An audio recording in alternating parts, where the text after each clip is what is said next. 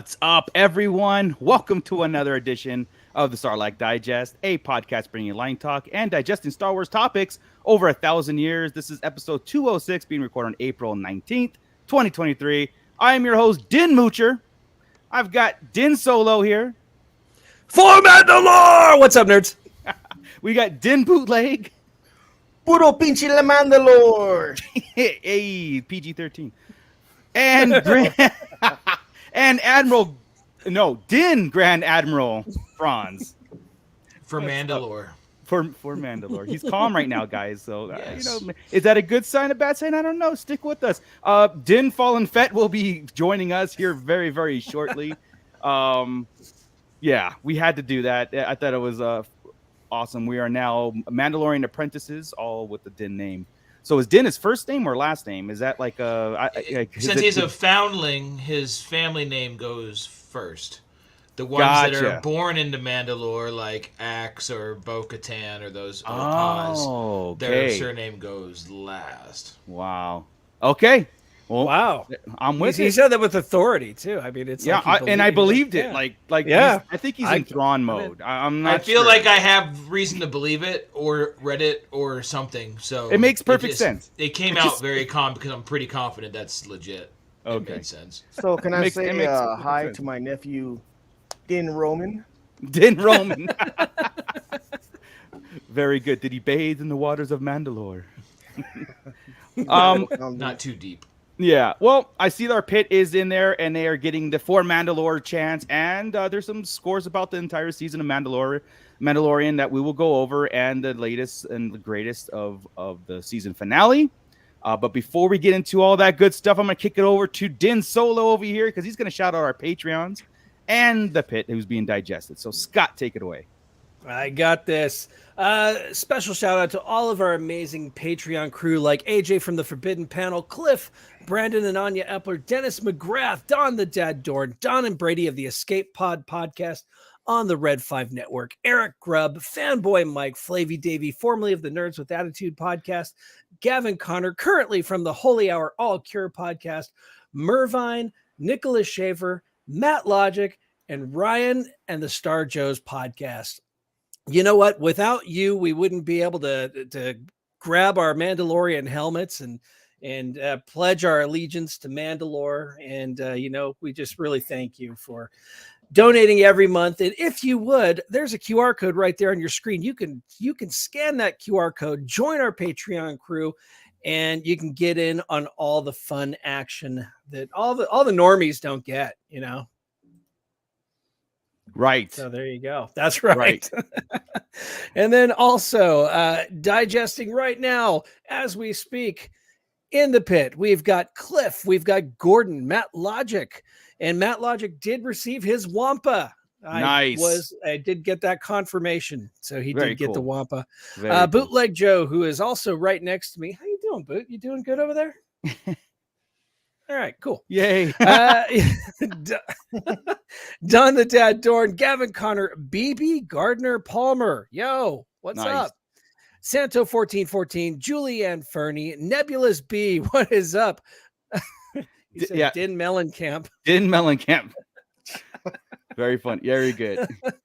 Oh God. Phoenix Richardson. What's up, Phoenix? Ubaldo T, Bounty Hunter B&B, Crystal E, and the Sabersmith. What is up, all my nerds? How's it going, everybody? Great. B&B. Yeah, I love it. It's a thing now. It's a thing. Star Wars made another thing. Two things actually: a Din and For Mandalore, another household chant that we can say to each other. So cool. Yeah, man. So You're muted, Chris. Oh, good. I forget what I said already. So Okay. I said, not a household so much as far as our households, maybe, but it's not. It's gonna be a thing when we go to Disneyland. We start chanting it like Suka and there's stuff. It's gonna be a thing. That's hilarious. So guys, like I just got done. Actually, what's up, Din Fallen Fett? If he's joining us now, straight off from the Fallen Fett Chronicles. Yes, Din everything now. Din I right. am Fallen Fett. Din the Fallen Fett. Thank you for being Yeah. here. Din Moocher, Din Solo, Din Bootleg, Din Grand Admiral Sorry about that. That didn't happen. I'm sorry. It's okay. I'm good. I'm sorry. There's a I'm lot patient. of things. I Yeah, got it. right? Look, I got enough Thrawn last week. I'm good. I was so busy today, I didn't have time to check on you. You were in my thoughts, though. I knew the guys Lots would of have kept prayers. you safe. Yes. So I just wanted to make sure. I couldn't break your heart like that. I did know. I'm sorry. He That's did okay. I'll stop just say texting that us now. last night, like It's really okay. fast. He just was like, He did. boom. Believe After it or the not, like I credits said, rolled. I'm very patient on this because I think it's a long game on him. So Yeah. now that they're Good job. mentioning him, now that they're Good job. mentioning him and stuff, I'm good with that. I told you, name drops, Pelion, Yes. all this kind of stuff leading to him, and I'm ready. I'm good. All right. 100%, guys. Like, so now that we've gone through this journey of season 3 of The Mandalorian, now it feels a little bit. I'm a little depressed because it's over, right? It's nothing, and we don't have nothing to look forward to until Ahsoka in August and stuff. But I get that, like, right before I was watching the show last night, right? It was like that countdown to it. We were texting each other, like, is it midnight yet? Is it that? As soon as it turned on, I paused it. I was like, all right, in about 38 minutes, this is over. It's done. And I mean, another Star Wars show in the can, right? It's and the thing, and whatever it did, whatever the whole series did as a whole, I always look at it as what it's doing overall, big picture, like Chris said, and the season as a whole. So as we finished it all up, and we're going to get into the detailed talk into here in just a second, but yeah, Cliff in the chat earlier, he put the episode at a 7.5 and a 6 out of 10 for the entire series, the season. So, which is fair. I think it's pretty fair. I put a little bit higher than that, just because I went into the season again. We have our theory crafting, and we have our little ideas of what we want to see, right? And we know from the sequels and past stuff, what we want to see has to be curbed because we don't want to come out of it arms folded, right? So, taking what we got on screen. Yeah, thank you, Scott, for unfolding those. Yeah. So I always look at it as like what we got, we put in its place, and we discuss, And yeah, but there is some enjoyment out of this, and I'm gonna put the entire season, the season as a whole, because I'm comparing it to the first two, right? This is a solid, I would say, 90%, like an A, solid A. I'd put season 2 at almost like a 98%. And season 1 at about a 90. So that's like I'm like 90, 98, 90 right now. I'm still straight A, So what are your guys' thoughts after this whole thing? After the whole thing, after the whole of season 3, because I'm sorry, this could have almost been a series finale the way it wrapped up. I agree. And I'm very happy that it's not, because I like to see what I can't wait to see what's coming, because I almost feel like we're going to be back, Cliff, and I'm grumpier, so take that's what it's worth. True. But no, with the amount of lore that it gave us, with the amount of Mandalorian culture and adventure that we got, I'm giving it I want to give it a 8.5, 8.9, or 8.5, 8.9, like 8.59, somewhere in there. Like a high B? Like a high B. High B, yeah. very almost an A. Yeah. Yeah. Fair enough. Joey, what was your overall score of the season? Like Of the season? Yeah, like season and your enjoyment of it, and solid A. Cool. Solid A. This last episode, the finale. Yeah. A high B plus. Sure. But the series as a whole, A plus. Cool. Mm-hmm. You're enjoying it then. Awesome. Din Grand Admiral, what was your sentiments here? I loved the whole season. I saw it for what it was, and absolutely, it was just a progression of this 3-season arc, basically like a trilogy for him. Yeah. Right, and you don't really realize that till the very end, how everything matches up from the very beginning, and how it just. We start in Navarro and they're separated, and we end underground, and we end at Navarro up in the sun, having his kid play in the sun, like he said, on Navarro again. Exactly. Completely different. And when you watch that, and it had to take him through the Mandalorians broken and scattered and getting killed again, right? And then finding other Mandalorians and then helping build him back up. But he didn't have to be the chosen one. I was wrong on that. Maybe he still is later. We don't, there's stuff going on. But It was so much in there, and so many good things. And I think seeing Grogu, I know he didn't play a huge part this season, but when he did, he seemed older. Like he's ready to do something. I think with this ending here, this gives us time to get a little bit of a time jump, or whatever we're gonna do when some time can pass, and he can be a little bit more Mandalorian, And I don't know. I think it was great. I have no complaints about this whole season. Was it a big bunch of wow, I'm jumping up and screaming type moments? Not really, but on the whole, it felt like Star Wars. I felt the magic. Yeah. It looked great. I loved the story. I liked all the missions. I didn't mind any of the cameos. And even the ending with the lack of 47 cameos we had all theorized. Somehow it was very satisfying. Right? I agree, man. All right.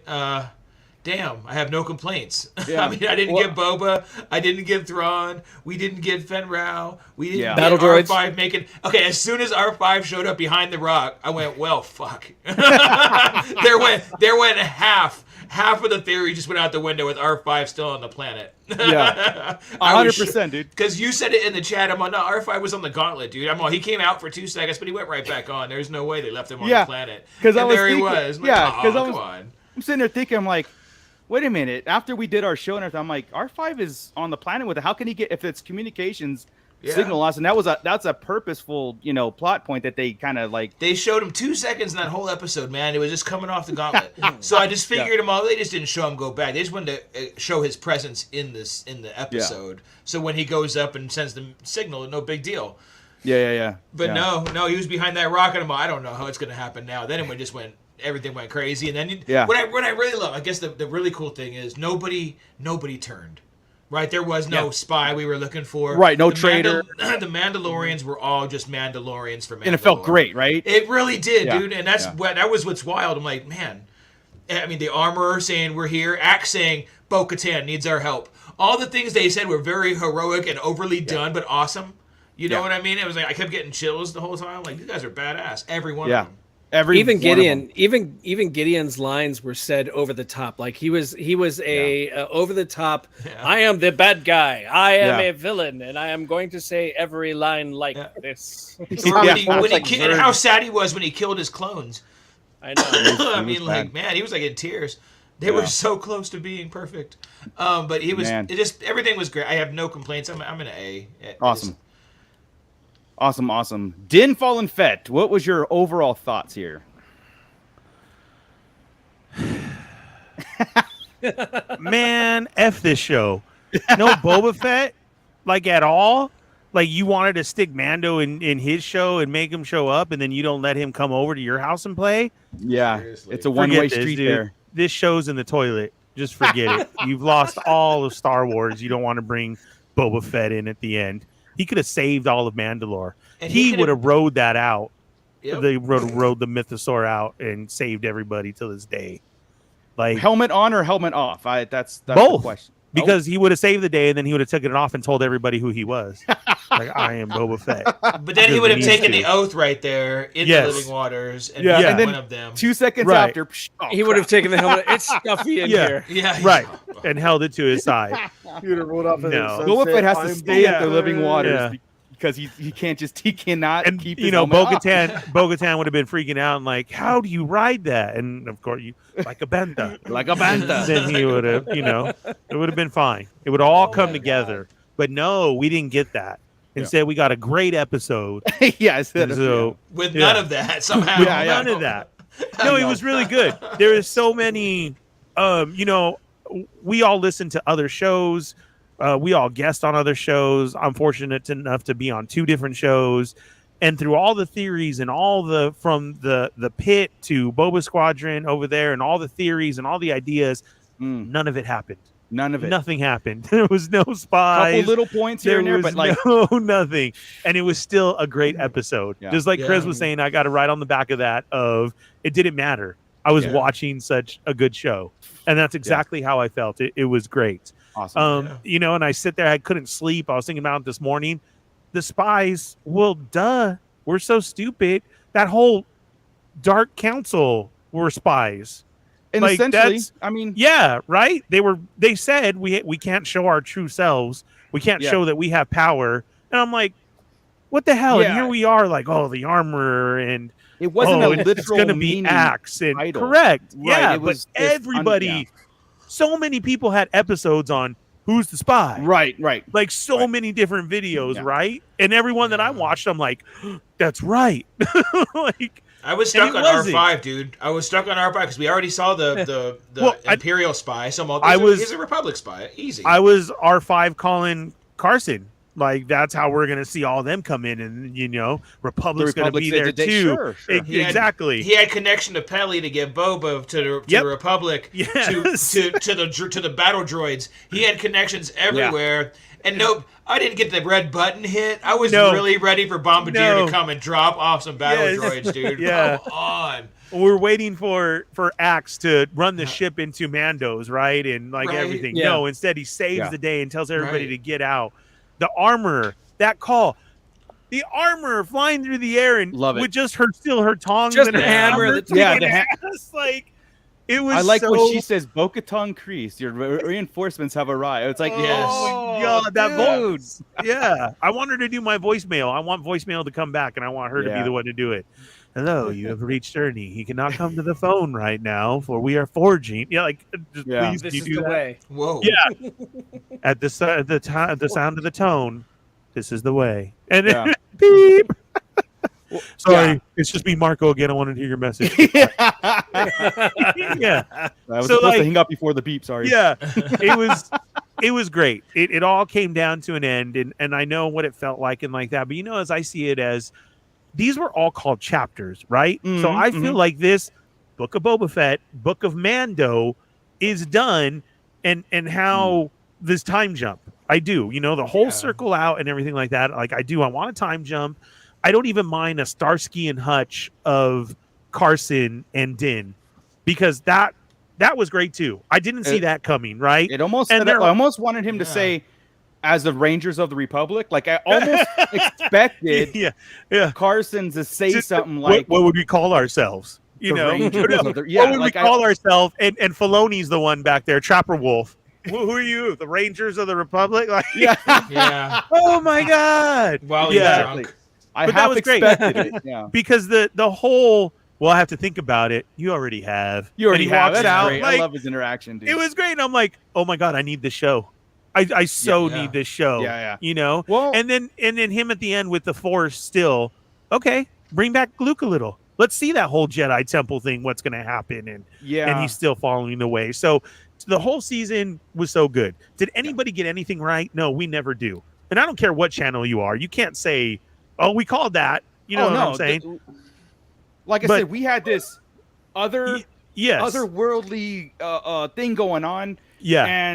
And we even said, but we did say last episode too, it's like, if we get this thing where it's the resolution of all the problems, kind of like wrapped up in a nice little, that would be cool too. But we're always looking at the big umbrella story. We're always looking at all these things that are not resolved, and it'll be resolved in a bigger fashion. Now, Scott said it, and I had that sentiment too. After I saw this and that little circle went on Grogu and paused there and then dropped, I was like, first of all, awesome. I love that. Second of all, it did feel like a series finale, like a series finale, not a season finale. It felt like the end of the trilogy, like it was a trilogy. It's done with this. Okay, this whole Disney Plus Mandoverse thing. This part is wrapped up. There's no loose ends. That's what it's telling us, right? There's no real loose ends. Now we can get into the Empire stuff. Now we can get into this Ahsoka thing, and Mando can be part of it. And he's going to be part of it, obviously. Right. And at some point they'll bring in the other people, Boba and the Mandos and everything else, right? But this is just telling you this whole thing. We don't have to worry about Mandalore. It's not hanging over Din's head anymore. You know, he always had this background thing of Mandalore is this, or taking his helmet off, and all these things going on that he had to deal with, and now finding a Jedi for Grogu. Everything is done now. All of his missions, all of his stuff. He's the father. Everything's finished. Now we're like done. Let's go do our job. Back to bounty hunting, square one, bro. Let's go. I feel the same. Well, especially because they threw it right in front of your face. You have adventures to go on. Then his journeys. And then to that too, when I see him flying into whatchamacallit, and I'm like, dude, he's going right there to the bar. Okay, And I then know. that whole interaction, I They felt the just let same a way as bounty far hunter as or Mandalore just walk into a New Republic bar. yeah, It's yeah. And then for Carson to say thanks for what you did to all of Yeah. them, like, oh, good job. Yeah. You know, we couldn't. Our hands are tied. Because then, like, go on. There was a whole story right there waiting to happen. Yep. And that's what we get. So, yeah, I enjoyed it thoroughly. I get nobody can ever have what's in their head. We have too many dude. shows, too Yeah. much on the internet for everybody to be happy. And that's exactly what it comes down to is Yeah. because what didn't play out in your head didn't happen. Come on. Well, This is here's still my Star question. Wars and it's still yeah. a great show. There is one miss. If I'll complain one time, is there's the fleet battle. What happened to the TIE interceptors? We didn't get a full on sky like this. Like they just went up there, the bombers and the interceptors. And That's right. They fought a We bit. took out a couple of them. After that. They did the magic. Look over here while I do this. Yeah. Because remember how they flew through and then we saw them fly out? I get it, So- but the ships coming. Where's the rest of them? Yeah, Like, they did just didn't bounce out. enter. And never They didn't come. come back to the battle. They just kept going. No. Yeah, TIE fighter pilots were out. They're And gone. anybody who wasn't a clone was gone. Yeah. Yeah. Well, I like the shot when they show him shooting the big cannons from there, right? And he Yeah. was hitting some. So He'll get a few, but there was a ton of interceptors. No, there was a lot. Like they there never was. came But back to if play. you They see just- it, yeah. if you see it crash and jam in there, are you gonna go back? I'm like, oh, that sucks. No, likely not. But I'm Let just me like, go find a base. it was just weird that they would Maybe. pass so fast. We never really saw a TIE and a Fang go at it. Yeah. And that It's that true. Been We that missed the was weird. space battle, right? Yeah. But that's also Yeah. kind of different for the Filoni verse of we don't see that, right? We saw it a couple, like you get little shots. This But season's his been is- really is- good about dogfights, is so it was more- kind of like looking yeah, forward but you to get it. those Yeah. shots, right? But I think that's what I'm saying is we had enough. Yeah. Yeah. He wanted to get Never the enough. story. The story done. Yeah, never that's enough. true. There's Well, not enough. my but, question is yeah. this though, like because of what we were talking about, how like the story seemed to be wrapped up. Do we think now it starts? Like now it's really like the story's going to start at this point. It had to get 3 seasons of Mandalorian. This was our in. Yeah. introduction. That was their With the- prequel. Yes. Yeah, it's like Yeah. the establishments of the Yeah. characters. We got the Ahsoka, we got the Thrawn mentioned, we got stuff. So now when Ahsoka hits, this is the start of this, Thanos Yeah. Endgame kind of thing. Tail. That's what I'm thinking because of the way it wrapped up, because of the way it felt so like I said, a nice little bow on this right here, and now these adventures, and now he's going to be working for the New Republic, doing jobs on a case-to-case basis, which was great too. That tells me that okay, now the story is starting. Now, like now the journey is starting. The reestablished Mandalore, the Forge is there. We got the clans together now. They're going to rebuild that planet. We've got Carson Teva is on board now with, like I said, with the Mandal. It seems like the story is just starting, right? Yeah, And where we yeah. had it, where it's like, well, no, we're thrust right into this thing, and like, what's going on? It's like, oh, okay, a little bit refreshing. That was just all establishing these two characters and some background for some other people and other things. Yeah, Now now we start rolling. It really does feel like that. Even with Skeleton Crew, Yeah. all of it will just be Yeah. thrust in. Yeah, absolutely. Scott Winters says the fact we finally got an army, not just one or two, Yes. but an army of Mandalorians in one place at one time. Never before in Star Wars have we had that. That alone made me so satisfied. Seriously. Absolutely. Yeah. This- and I'm glad yeah. we know how to celebrate that now too. Of clinking. That's right. Yeah. Mhm, right. You're supposed to clink. Like, yeah. Right that's over dope. left, I believe. Yeah. So, Oh yeah, Unless you're so, that other so, guy. no- Unless you're so that none other of guy this that- none of this matters. Yeah. Exactly. Yes. Yeah. And MacGuffin the hell out of the day. Dude, everything yeah. was like, I said that on Boba Squadron, and everybody was like, "Oh my god, that's a good point. Good job, Chris." And I was like, Yeah. "Yeah, right. You see it." And everyone was like, "He did." Oh, he sure did. Like, And then, okay, the most disappointing recap in history, right? Because that's why I put in the First chat. I'm on the recap is just recapping. I'm on what is this And that's doing? what because it went from like the next scene. Like yeah, the last there was episode no foreshadowing for me. There was no, Nothing. hey, here's a hint back from the first season back on Yeah. some random mention. Nothing Oh. to link back. It was just like, hey, this happened last Yeah. week. Rick And Jones here you checking are. in. Bombers too. Where were his TIE bombers? He requested. They were there. there. and They were and there, but what I mean There's a is, few of 'em. But what happened to them? It was like Yeah. they went up and it was like nothing. yeah, Nothing. Yeah. He took Yeah. all of them out off screen. That's Yeah. it. The Yeah, I science guess. fictionary. Right. What's up, Starlight Hey, Crew? hey. What's up, man?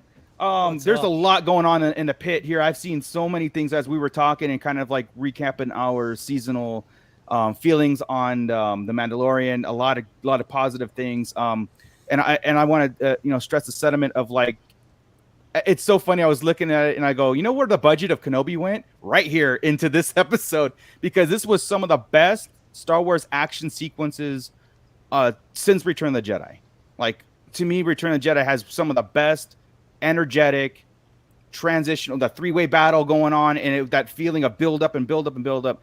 I haven't felt that since that. Even the prequel stuff, right? Or episode 3 was there too, but like this felt really epic. It felt like a movie that I was watching. Some of these fight sequences with Din and the guards and stuff. But I just have to throw it out there because I want to change the overlay and get into the episode itself so we can break down some of the details. But yeah, man, what a roller coaster ride. And I kind of get, like, I think Cliff said it in the comments too, after the Luke Skywalker thing, I even said back in season 2, I was like, how are they going to top that? And sometimes I'm like, do they have to top that? You know what I mean? Like, I don't think they have. That was a very like epic. We're standing up, fist pumping, crying, all that stuff. We don't have to repeat. I'm sure we'll get those things again, but it doesn't have to be back to back to back every finale and stuff like that. I did spoil us a little bit, and I think we said that too. I spoiled the fandom, but if they're not looking at like I said, what the 3 seasons have gave us, and the story, the settlement of the story starts here. That's exciting. You know what I mean? Because we're not a quarter way through this. We're not halfway through this. We're at the very beginning. We just got established in this world. You know what I mean? This was the Iron Man's 1, 2, and 3 of the Star Wars. I hate to keep comparing the whole thing, but that's, again, Marvel spoiled us on that whole journey too. So, yeah. So, wow. Where do we start, man? Like, right in the beginning, right? I mean, after the recap, which was just, it sucked. I was the recaps I look forward to. Last week, I like the week when the Darksaber switched hands. Like, I love that one because it was just a telegraph piece, right? Like, oh shit, here we go. And each week you can figure it out, and it's kind of fun to put that puzzle together. Especially this season, for some reason, had a really good recaps to make you think, oh, this is going to happen or something's going to happen. Yeah. And this one it burned me. So then we just jump right into it, right? Paz is dead, everybody's running out, and Din is captured. Din is captured, and Din escapes. But how he escaped too is just great. And then like the whole thing when Bo was running through the halls with all the Mandos, I'm like, I don't see Grogu. Like, how did he catch up to him? But yeah, Grogu caught up to him, and I'll be honest with you.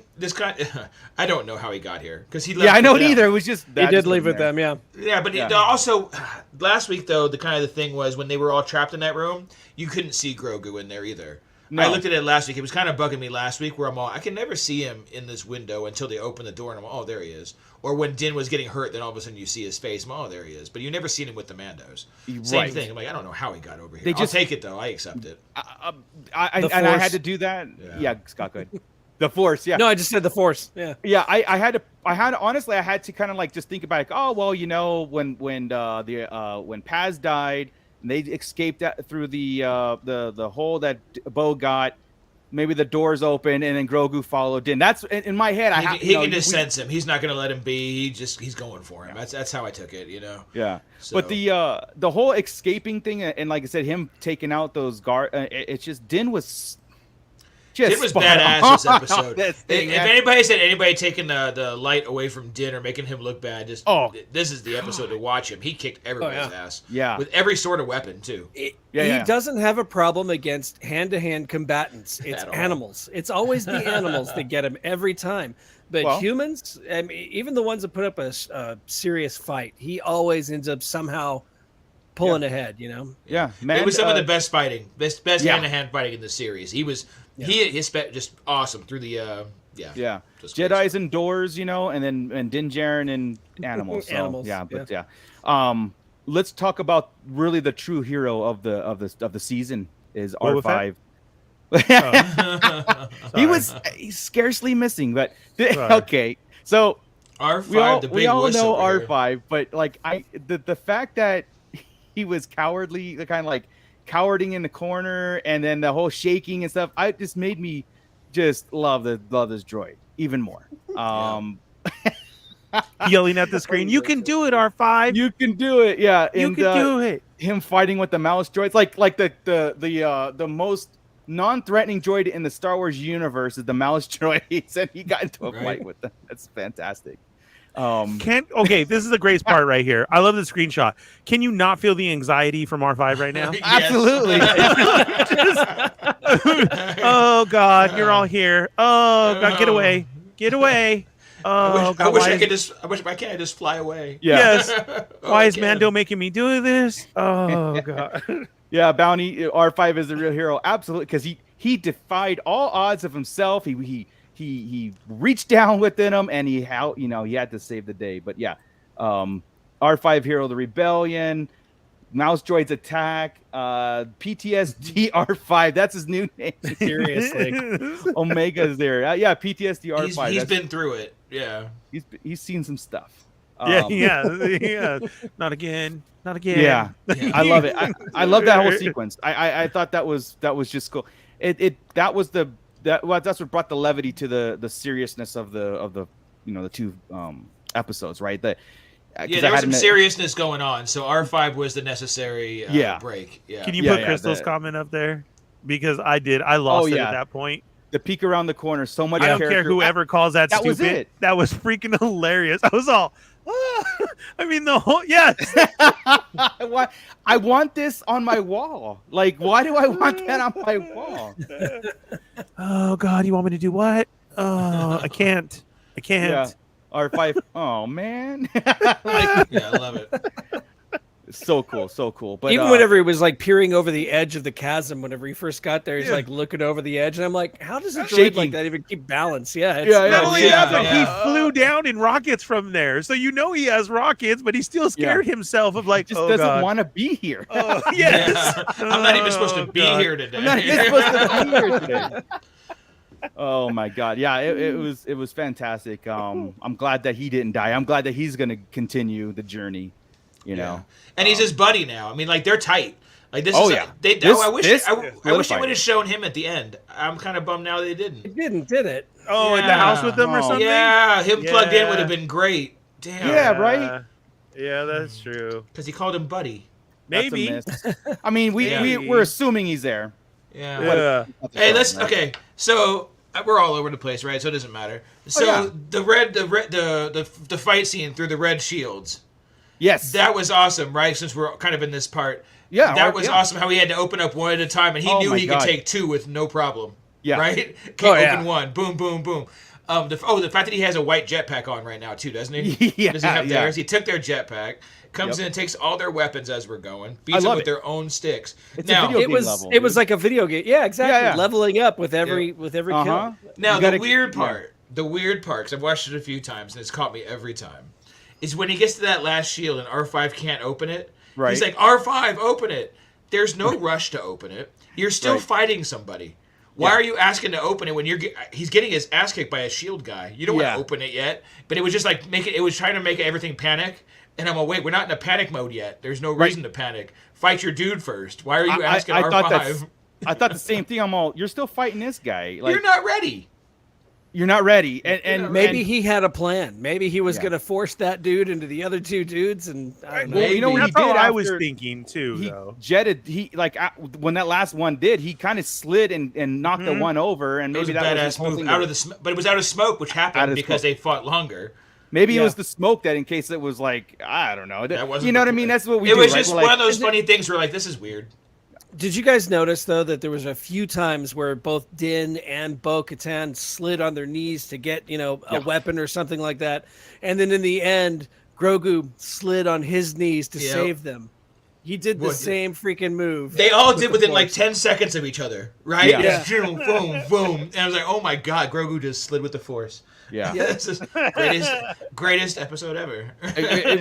Honestly, without being the greatest episode ever. That's the thing. That's the thing. It's like Chris, I think what you said, what you text the chat. I'm not mad, and I should be. That's why I scored it an 8.5 or something. Is I felt like there could have been more to it. I'm not upset with what I got, but I feel like there could have been something extra. There could have been a little bit more. But that's the thing is, when I think about it, I'm all, yeah, we could have done this, and this for some kind of Oz moments, but nothing was missing. Like it tied it all up without it. So I'm like, it's weird.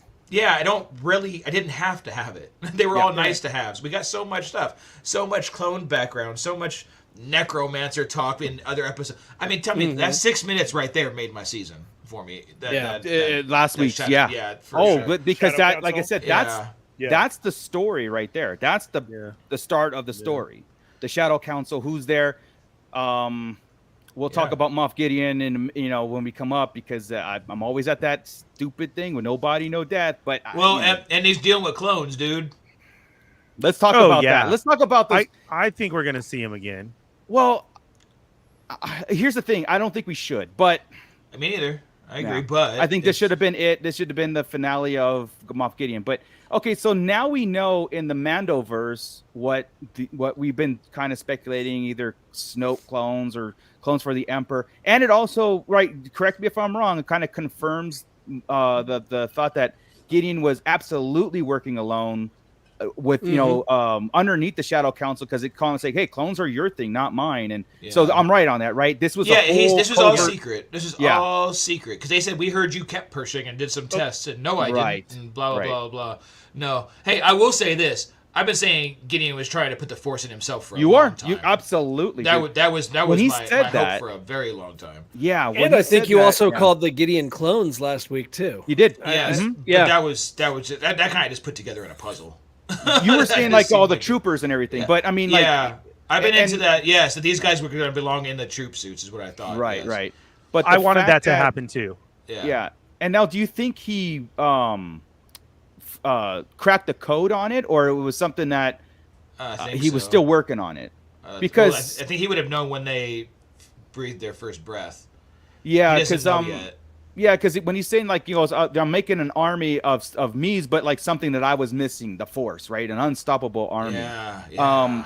My whole thing was like, okay, when we said that, I was like, using Pershing's, medical field, all his research and stuff. If they crack the code, then that's huge for the Emperor. That's huge for Palpatine. But he wouldn't have told them yet. No, this was his secret thing, so nobody's ever going to know. But Pershing knows, right? And then if Pershing gets his memory back, then maybe that's where perhaps that he'll come into play later for the Emperor's role. But I think that's why there's still a problem in 20-something years. Because they never really figure it out. That's why they haven't got a good cloned body. That's why they still. And that's what I was asking. That's why we got problems with Rey's dad. Or was that just like a? I think he did. I think they did, but they lost Pershing, and now they can't figure it back out. You just lost a scientist. You lost the clones that you could have. And tested. No one will know that he was on. You lost the because template. You lost everything because it was all secret. This is a secret to the Empire. So that's kind of neat, really. But we do know now that we know that Snoke is a failed clone of Moff Gideon. Combined with Grogu and a Mandalorian something. Well, so somehow to that joke, honestly, of the whole seasons, let's say 1, 2, and 3, we did see Snoke's heads there. And as I rewatched, because I kept watching these last 2 episodes so much, not this final one, but I'm saying before that, they did say to the fact of he was supposed to be doing that on Navarro. So Pershing and the whole lab was there. That was Snoke, but that gives him the idea to take over. And that may have been for the Emperor and the whole thing. Gotcha. But he feels that he did a better job. Navarro should have was been the leader. Sanctioned correct. And when lab, that didn't work and got blown up, makes perfect sense, dude. He also turned it to himself. Maybe he was doing that all along, but like here you go, whatever the Emperor is trying to do. It makes too much sense because Gideon knew that Mandalore was supposedly poisoned and no one was going there. So he had a planet all by himself. No, again, exactly. He had a planet all by himself. No one was going to come looking because it was non-inhabitable and on poison and stuff. So, yeah, Scott. So here's the crazy thing, though, because we all know it takes 10 years to grow a fully developed clone with the Kaminoan cloning technology. So are these like super duper young, really sped up versions of clones, or has this been in the works for that long?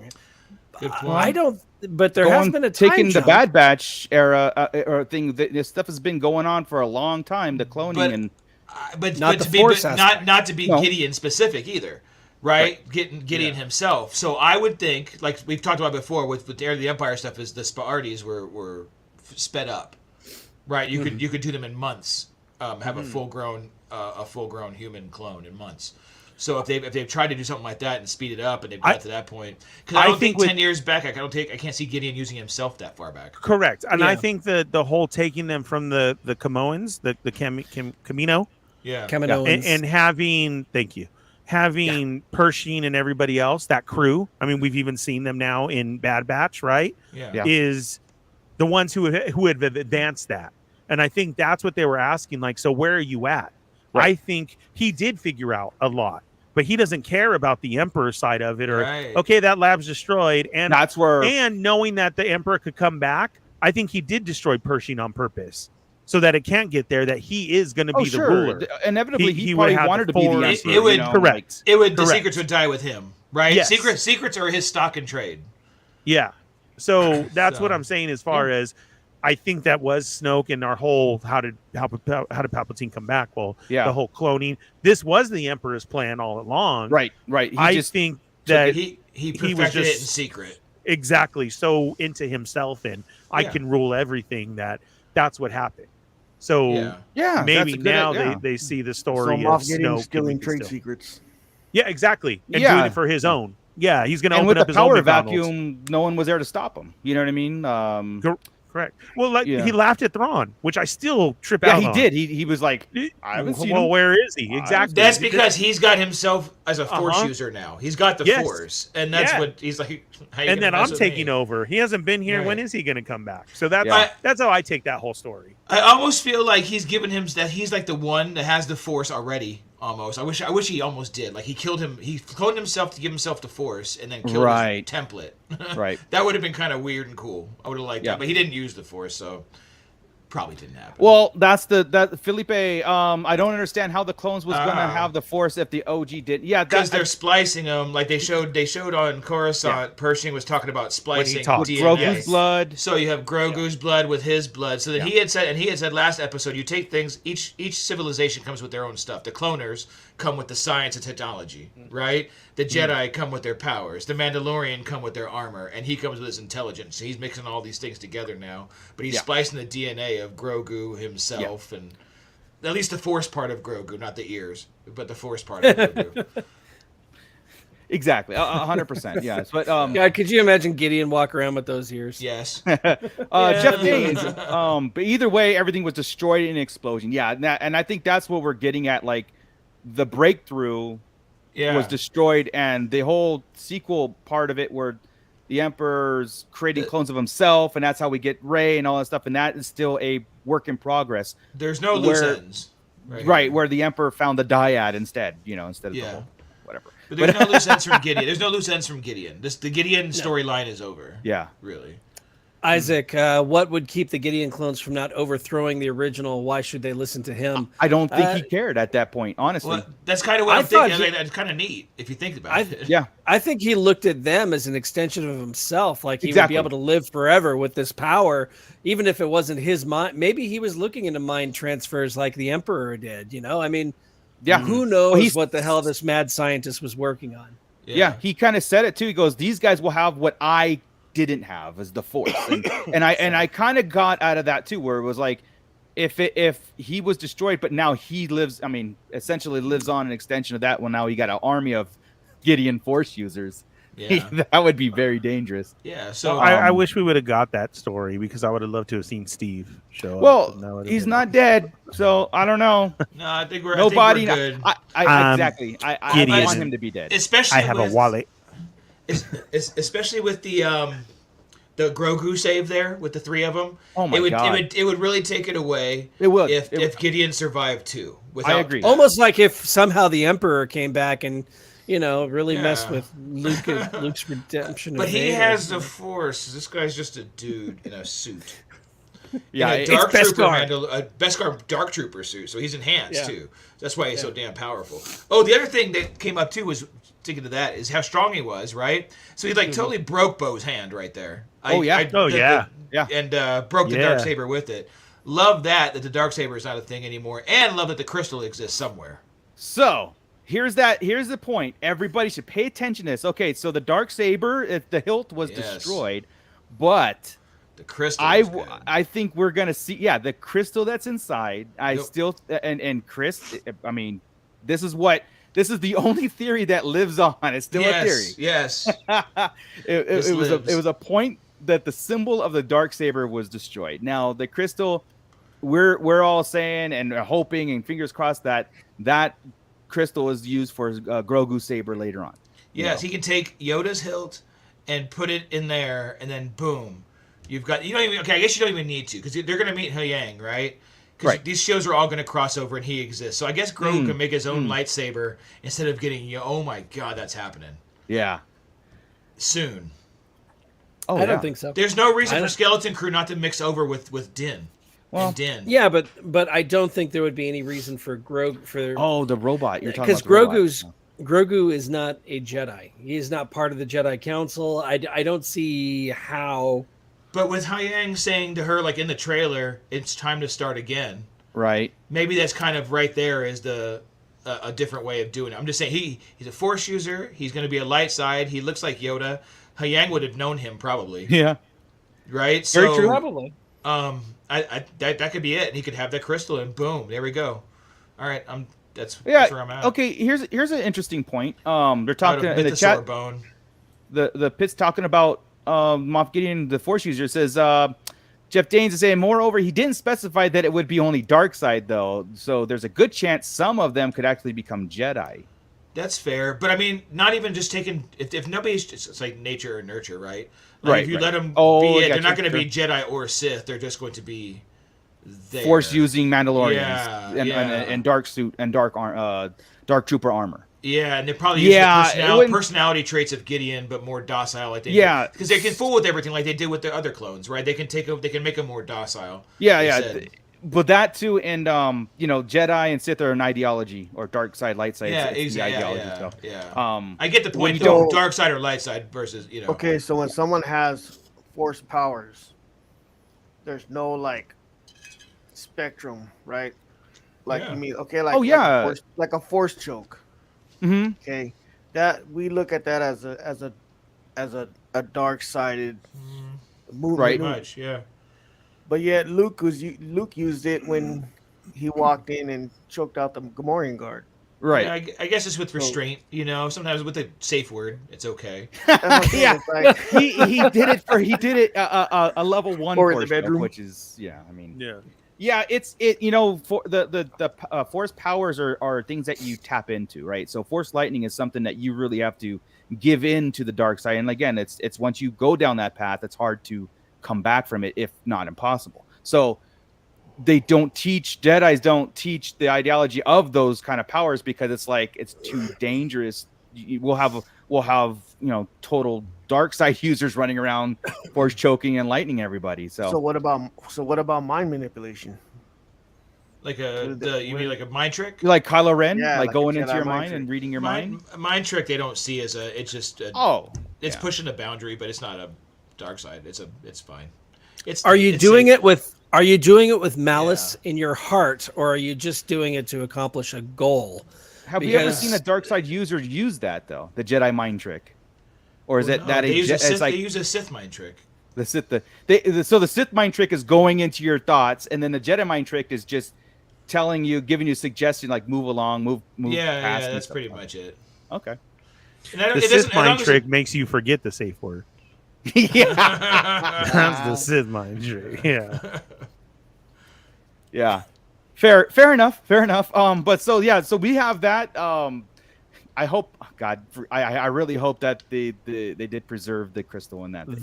The Bendu, Jeff Danes, the Gray Jedi, or the Bendu that stay neutral. Yeah. And I think that's the future of the Force users. But not call them Gray Jedi. Right. That's something I don't dig either. I never dug that. It's got Jedi or Sith, and everything else is different. You know what I mean? It was just like, I'm not a Jedi and a kind of Jedi. I'm either right. Ahsoka can't be a kind of Jedi. She's got to be a Jedi or not. Correct. You know? Yeah, because exactly.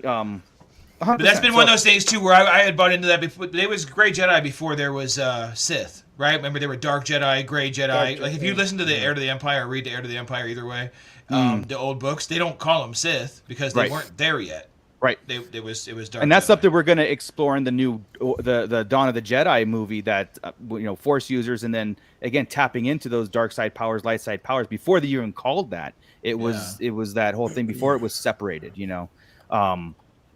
So that's something that's gonna. I can't wait for that. I honestly can't wait to explore that some more because it's so fun. And then the future of it, the Rey movie, the new Jedi Order movie, propelling a new generation of that, like I said, Force users and getting away from the Jedi Sith kind of stuff. So awesome. All right, hey, let's talk about Axe Woves. Yeah, so kind of like a heavy Mando, right? Like Paz.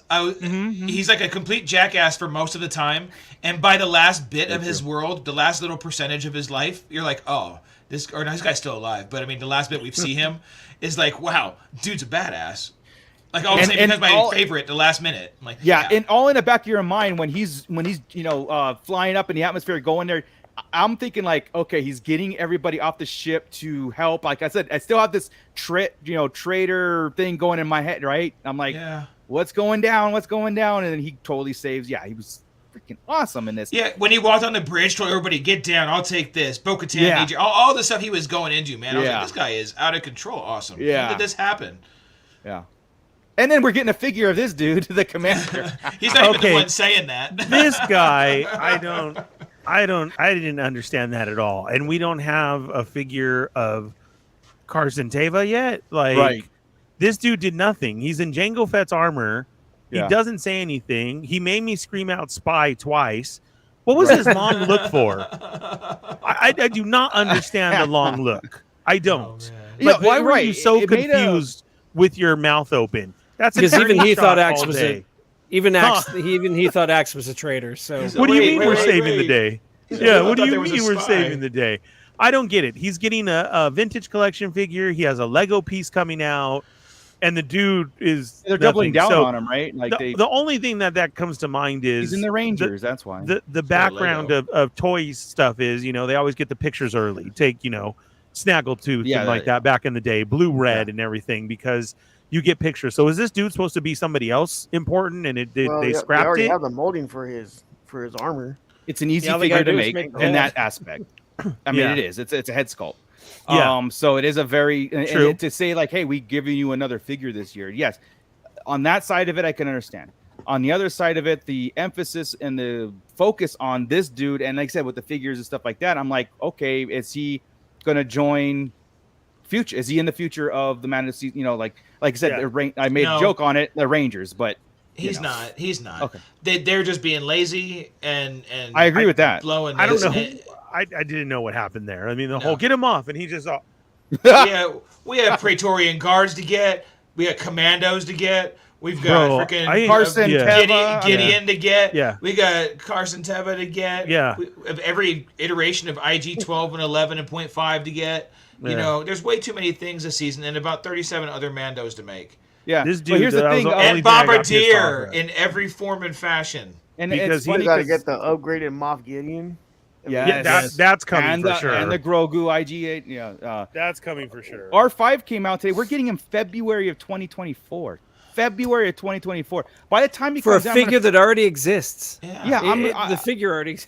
Yeah, I like Ernie. You touched on this on your show, like right before this was like and it's just a little side tangent here before we get into the Praetorian Guards because I got to get into that. Yeah, it's almost the same figure, just accessories, right? His whatever. It's the new R2D2 mold. I was just going to say they're just using the new R2. The new R2 mold, and they're just popping that head on it and calling it a day. Yeah. So by the time I get the figure in my hand, it sits in the corner. I just got the Andor Mon Luthen and I just got like some of those, right? And I'm sitting there going, cool. And I put them aside. I didn't even rush to open them or take, because it's been a long time, right? I forget about these things, and it's not in our hands. Even if it's a month after, I don't care. Yeah. Anyway, that's a whole show. That's a whole tangent for like collecting and aspects and the problems we face as as Star Wars collectors. But anyway, but yeah, I need 3 Praetorian guards. I need Moff Gideon. We need this guy. We need this guy who doesn't even have an official name. His name is Fleet Commander. Yes. Fleet, right? He doesn't even have a name. No, Fleet Commander. So we got the Praetorian guards back, and there's something about that sequence when Grogu's fighting them, and now if Grogu when Din is fighting him first, and how they come in slow motion. Oh yes, I thought that was the best cinematography like ever. I was just like, and they're just menacing, arms out, and they're the slow music motion again. They put the almost episode 1 Darth Maul type of Vader vibe and breathing type thing, and it's so dark side. It's this right here. That's when they come in. Yes, the way Din turned around. Look at him walking at him. Yeah, he didn't hesitate at all. He turned around, saw them, and stomped at him with no weapon. He's like, let's go. And this is where I thought, fellas. That's Din Djarin for you. Yeah, he's. Yeah. Do you wish that Star Wars could cuss sometime? Yes. Yes. Because this would have been that moment. His walk and everything was just come on, mother. Like, I swear to God. And I would have been all for it. They used their mother effer this season already, though. Yeah, that was great, dude. Yeah. But I this is where I look at our franchise and our fandom and what we do, and we talk about Star Wars. This makes me so proud to be a Star Wars fan. Is these kind of things, Mandalorians in general. First off, like we added Mandalorians to our arsenal in such a huge way just for the season series to be existed. But the Praetorian Guards is like the best thing I've seen in years when it comes to. These are like badass cool bad guys. Yeah, it's cool badass the way, bad guys. Yeah, and the way the creators put it all together, the way they were handled here. Yeah, I agree. Especially the helmets. They look threatening. Where the ones in the Last Jedi, I mean, they fought well, and it was a cool battle. But they looked kind of dumb. They almost looked like they had plates on their heads and stuff. It didn't look quite right. It was. Yeah. Exactly, but why do you think the ones in the Last Jedi had different? Like, each one didn't have the same helmet. They had like individual helmets. Snoke probably did something different as he was going.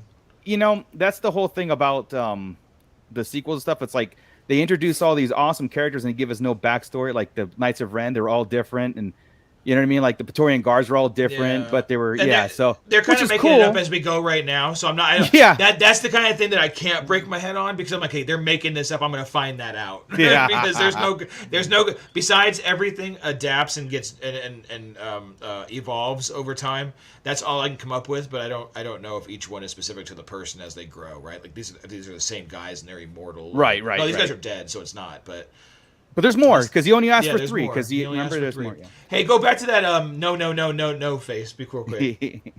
I love this face. This is like so good. Almost dark side Grogu, right? I was ready for it. Me too. I was ready. Me too. Yeah. This is exactly what I'm like. Here he goes. He's gonna bust out, and he never did. He never did, man. But we'll get Miss Sunflower checking in to sit there. She's gonna be part of the replay crew. But so welcome and check us out. We do kind of touch on the New Republic stuff about Din working for that. So just wanted to throw that out there before she left.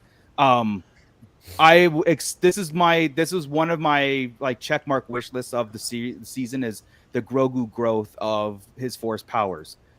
First off, he was so cool in this, like him doing the Force pushing and stuff, right? Yep. Helped Din and all that. It just fit because they're the clan of 2, and that it just works so well.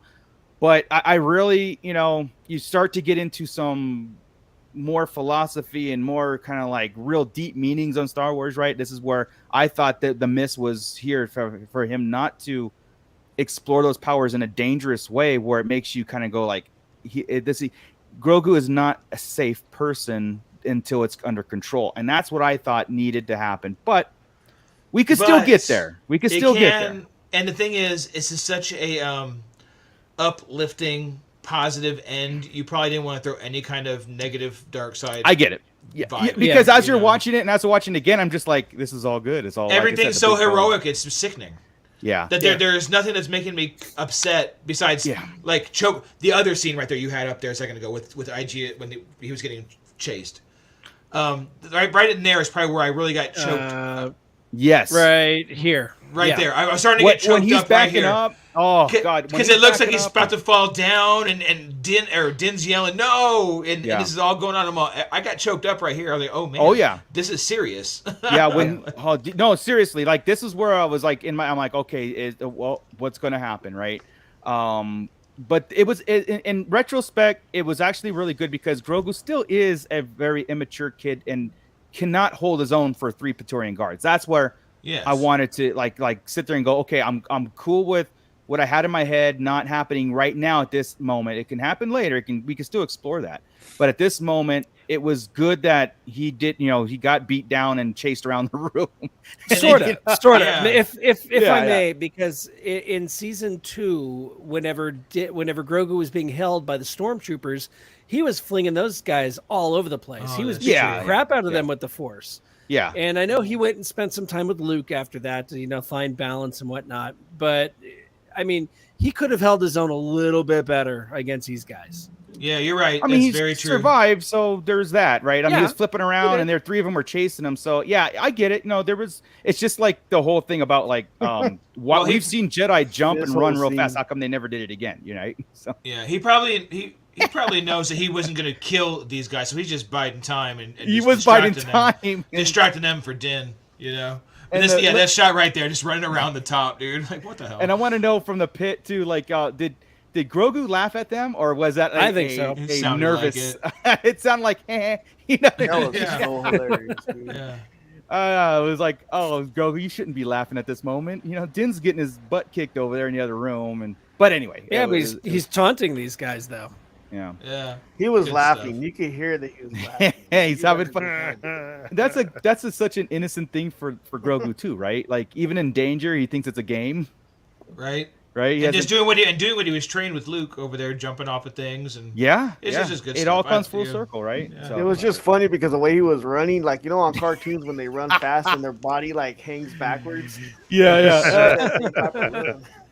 Yeah, and then Bo comes in to confront or she kicks Gideon when he's about to put the smackdown on Din here, and so for 1 second I'm on not again, right, but since everything happened the way it did in the end, it was totally cool because they saved each other many times, right? But I'm like, Bo can't always save Din, damn it, but it worked out. So I'm sorry, that move is a safe move for you. And every time I play Street Fighter, that's the only move I do. It's the sliding and take out the leg sweep over and over and over and over. It annoys everybody I play with. So I get it. It works. The move works. Oh, you're that guy. God, I am that guy. Down B, down B, down B. That's the only move I know how to do. But this was great, right? Bit here. And here's where I'm thinking, I'm like, okay, Din's off to save Grogu. They're gonna do that, and then here's where either Bo gets cut down but freaking awesome. I mean, great duel. They both look great. The weapons look cool. Yeah, come on. Everything about it was awesome. And when they do make that Gideon helmet Black Series, I'm probably going to end up getting that one. It's pretty incredible. Yeah, it's like a cross between the Purge Trooper and a Mandalorian helmet and a Dark Trooper helmet. It's like got the Maul spikes on it. There's everything awesome about it, just kind of thrown at it, and I love it. Exactly. And how many were you disappointed that Grogu did lose his IG-12, his mech suit? It was a temporary thing. That it was temporary? I'm down. Yeah. I was cool with it. I mean, I'm a little bit disappointed, but I didn't want to keep going yes and no all the time. That would probably That's true. We only had it for 2 episodes, though. That was I mean, I don't know. I kind of want him to have something like that. I don't want him in the carriage. That's what I'm saying. It was too short. I wanted that to stick around for. I wanted that because I wanted to see IG-11, with 2 guns and twirling around, right? Or 12. But man, him as the marshal made too much sense, didn't it? It was cool. Yeah. It was really cool. Like that whole 180 on that was fantastic. The whole town already knew him for saving him, right? Already had a statue of him. Now he's back. Exactly. Risen. That's right. That's the return. That's the return. Yeah. Very, very came poetic. out like friendly RoboCop. Right. But going Good back evening, to citizen. Yeah. Right. That's all I had to say. Yeah, the whole Grogu and Din fighting the Praetorian Guards. The Praetorian Guards. It was just like it was the way like Grogu would. push and pull the weapons away just out of their grasp. And, boom, pushing them, and then like you see Din took his knife and stabbed him right underneath the neck on one of them. I was like, and then blasted the other one. I was like, come on, dude. Like, under the helmet. Both times he went under the helmet. Yeah. And man, Din was like the most complimentary dude today to everybody. R5 was getting patted on the back. Grogu, good job, dude. You know, it was like everybody's like, way to go. Way to go. He's just like, go team. Job, Kipper. Yeah, freaking Pollyanna over here, just all, hey guys. So cool, man. Well so done. cool. I loved it. And again, it was so happy and cheery. I want to hate it. I can't. It's a route they went, and we're like, we're all here for it. And sure was. I thought, again, you know, when we think of Star Wars 2, we think of iconic scenes, and we think of like heroic moments, right?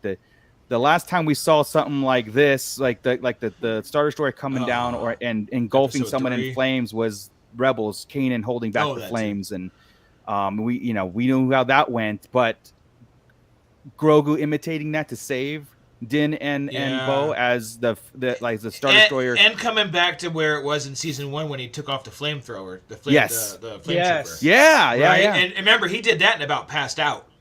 Yes, and this, exactly. He just sat down. He didn't. That's what was so cool. That's showing character development, his progression, right? From a flamethrower almost taking him out in a room to a Star Destroyer, a light cruiser blowing up, and him protecting these guys. What? Like, I'm getting goosebumps just looking at this because it's just, you know, like I said, it's emotional, right? It's like the realization of Grogu in this whole series, and it's just.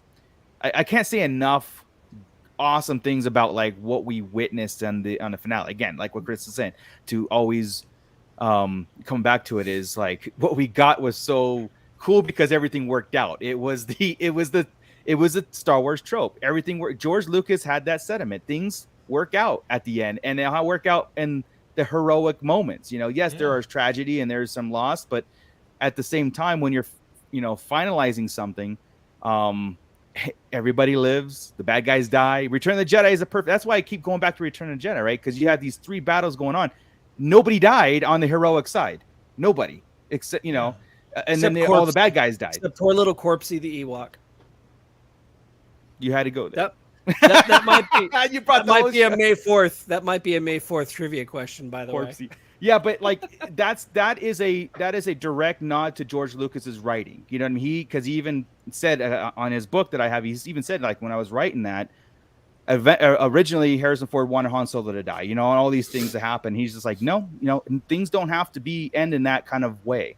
And it's that feel good finale, and that's why it felt so final in this one. So in our heads, we might have had a different scenario going on. But what we got was still like, that's what brings us back to why we like Star Wars too. Magic. Remember I told you Andor's missing magic. That was magic. Yeah. That was like, this whole episode was that's, God damn it, I want to hate it. But it was like, oh man, that was. And don't get us wrong. That was cool. Don't get us wrong. We want to hate it because what we had built as this. It was so intense, and there were twists and turns, and evil, and pew-pews, and crying, and like love, and your tragedy. Armor being a traitor, all these Bo things, dying, and it just comes into this episode, and it was just like, you don't need any of that. Everybody's a freaking hero, and they're gonna act heroically, as great as they can all be. They're all your favorite characters now, and down with the Empire. It's like, what? Because some and at the end, I know some things came to a screeching halt, like.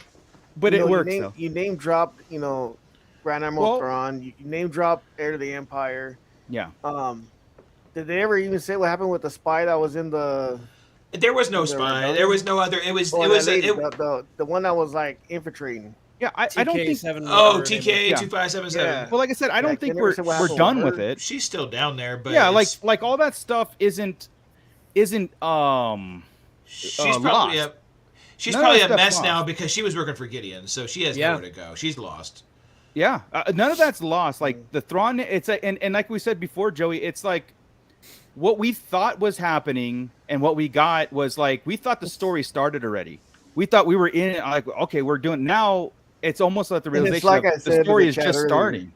It's like I said in the chat earlier, where it almost to me it felt like like they were listening to our show and they were like, "Dang, they're getting a lot of stuff right." So, Plan B. reshoot. Use this CD instead of this one. No, because our stuff was cool, but it was too much, and I got to remember that. And Filoni has a way of doing that, right? When you get to long to game, and it just ends in a more hopeful note, even when there's negative stuff going. I don't know how to say that, right? The end of Rebels was you're pretty right. negative. Like the negative episode, the sad episode was the episode prior to the finale. We're good, right? but Kanan wasn't the finale. Right. The Kanan episode was a couple episodes prior, right? Right. But on a hopeful note, the first half even of with Rebels was even the with Ezra tragedy. leaving, everything's a hopeful note, and here we're on a hopeful note. You know, I just. That's great. Nice closure. Nice closure. Yeah, and I honestly think, and I was talking to someone today about it. It's like I honestly think the Ahsoka series is where the real stuff is going down. Yeah. Like we were in Mando mode because we're in 3 seasons deep. Yeah. You know, and they have gotten some cool things to kind of like integrate and start to tell us. But I think everything's going down in the Ahsoka series. I think we're going to get a lot of tragedy in that one. I've got some theories going on that will kind of like explain next week or the following weeks. But something we haven't touched yet is the that ceremony at the end. Yeah, right. The ceremony that you said in a vulnerable state, Scott. Maybe we should have him on the show and see.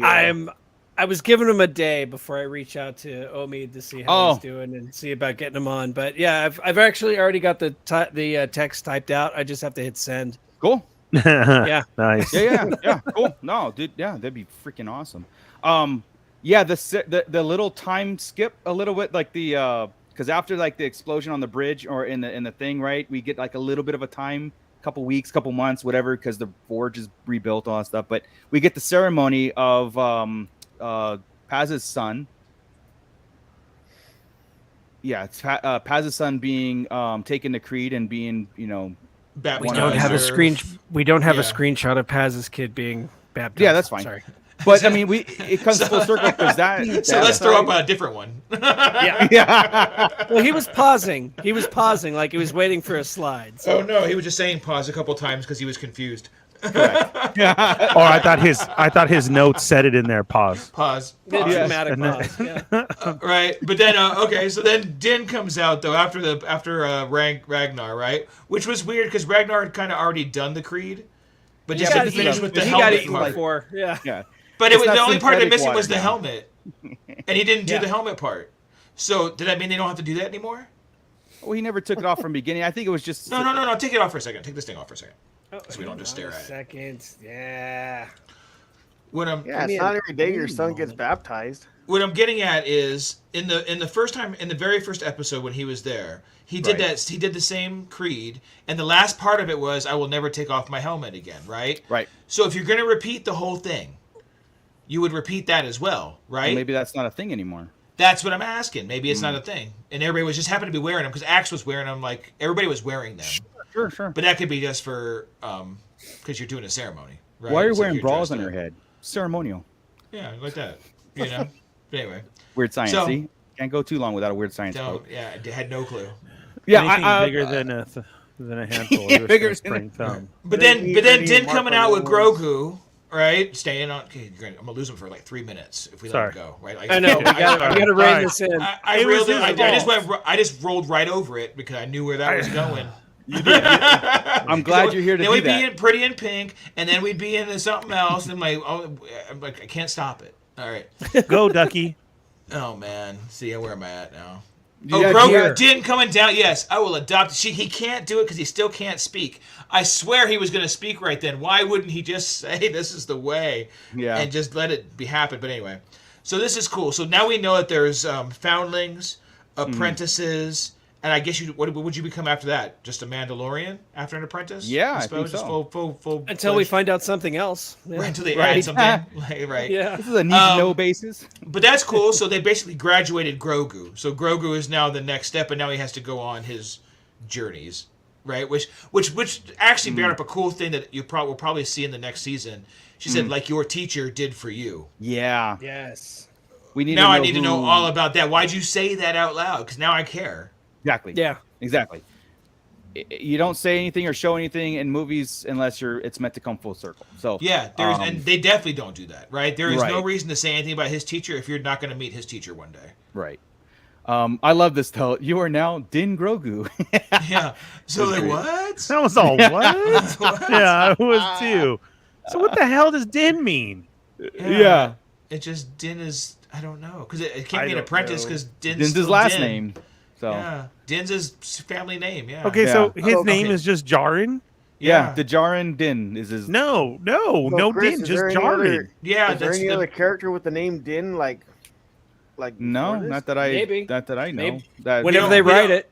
Yeah, yeah, we don't whenever they know write any it. of Yeah, their whenever names. they create it. But no, that's just the family name. It's not a title. It's like Franz Chris. Oh, it's like House Right. Paz. So he's a foundling in this family, but the family of foundlings is Din. So it goes in front. The foundling family, if they're not blood, Mandalore blood, the name goes in the front. If they're Mandalore blood, it goes in the Yeah. back. So they're gonna be House Din essentially. Yeah, Like- yes, essentially, yes. Of House Din of Clan. Well, yeah, Paz Mudhorn. Vizsla, Clan Paz. Mud- All, yeah, Yeah, okay, got it. Clan got it. Mudhorn. Got it. Yeah. Cool. Look at this face. Look at Dude. this face. Looking into the water, communicating. I He thought it was reached because he out- was remembering his mom.